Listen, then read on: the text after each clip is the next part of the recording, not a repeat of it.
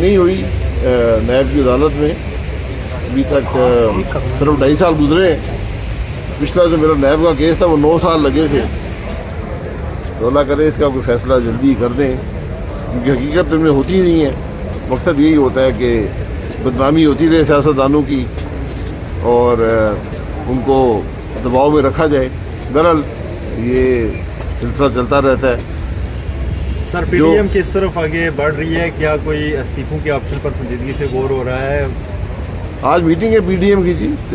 استعفے ایک سنجیدہ آپشن ہے, پہلے دن سے ہے. وہ ایک حتمی فیصلہ ہوتا ہے. تو انشاءاللہ آج اس پر بھی ڈسکشن ہوگی کہ 13 دسمبر کے بعد کیا کرنا ہے اور کیسے کرنا ہے. ضمنی الیکشن کا کہہ رہی ہے حکومت کی, اگر اپوزیشن آ گئی تو ایسی باتیں بھی آ رہی ہیں کہ تمام نشستوں کے اوپر بائیو الیکشنز کرا دیے جائیں گے. ایسے میں اپوزیشن کے پاس کیا آپشن ہوگا؟ لیکن کروا لینا الیکشن. یہ جو پارلیمانی نظام ہوتا ہے یہ ایک طرفہ نہیں چل سکتا. اس میں ایک چیز ہوتی ہے اسے اپوزیشن کہتے ہیں, اس کا ہونا بڑا ضروری ہوتا ہے. اس حکومت کی ناکامی ہی ہے کہ پہلے دن سے ان کو یہ بات سمجھ نہیں آئی. یہ خود بھی اپوزیشن میں رہے ہیں. جو رویہ حکومت کا اس طرف تھا وہی رویہ اپناتے تو بات یہاں تک نہ پہنچتی. تو آج عوام کی مشکلات پیچھے رہ گئی ہیں, عوام کی تکلیف پیچھے رہ گئی ہے, اور ایک عجیب قسم کی سیاست ملک میں رائج ہے جس سے ہر آدمی پریشان ہے. معیشت تباہ ہو گئی ہے. یہ معاملات اس طرح چل نہیں سکتے. سر پیٹرولیم بحران کی جو پہلی رپورٹ جو ہے کل سے سامنے آنا شروع ہے, جو ایف آئی اے کو پیٹرولیم ڈویژن نے بھی جوابات بھیجے, اس میں یہ کہا گیا ہے کہ ملک میں ایسا کوئی سسٹم موجود ہی نہیں تھا جس سے پیٹرول کی جو ہے وہ پتہ کیا جا سکے کتنا ذخیرہ ہے.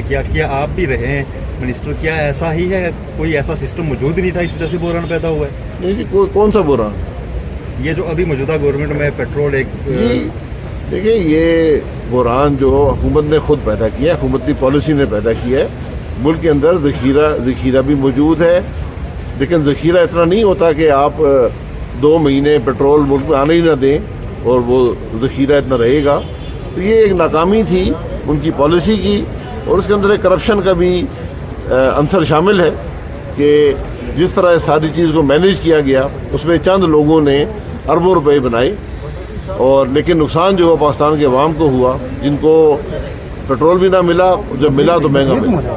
سر ایک لاسٹ کویشچن یہ ہے کہ موجودہ حالات میں جب آپ کی تحریک جو ہے وہ اگلے بات چیت کی جائے گی, ڈیمانڈ کیا ہوگی اور بات کیا ہوگی؟ دیکھیے مسئلہ گورنمنٹ کا نہیں ہے, یہ مسئلہ نظام کا ہے.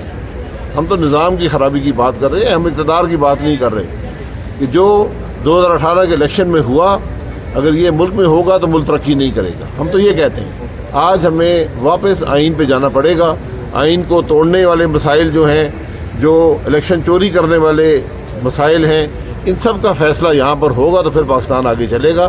یہاں حکومت سے بات کرنا مقصود نہیں ہے, نہ اس کا کوئی فائدہ ہے, نہ اس سے کچھ حل ہوتا ہے. یہاں تو جو بھی حصے دار ہیں اس ملک کے اقتدار میں, جو اس ملک میں سیاست پر اثر انداز ہوتے ہیں, ان سب کو بیٹھنا پڑے گا اور یہ فیصلہ کرنا پڑے گا کہ آئندہ ملک کیسے چلے گا اور اس کے معاملات کیسے چلیں گے. سر بات ہوگی کس سے, اور آخر گورنمنٹ ہی ہوتی ہے, کسی سے تو آپ بات کریں گے, کہاں پہ بیٹھنا پڑے گا, کیسے بیٹھنا پڑے گا؟ میں نے یہی کہا کہ یہ گورنمنٹ جو ہے یہ تو 2018 کے الیکشن کا اثر ہے اس ملک پر, یہ تو اس کی نتیجہ ہے. ان سے بات کرنے کا فائدہ کوئی نہیں ہے.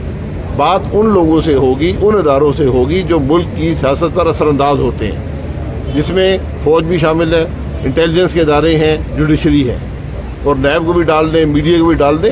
یہ بیٹھ کر ڈیسائیڈ کر لیں کہ ملک ہمارا اس سے آگے کیسے چلے گا, کیونکہ جو نظام ہم نے اب تک اپنائے ہیں اس سے تو ہمیں زوال ہی ملا اور کچھ ملا نہیں ہے. ٹھیک ہے.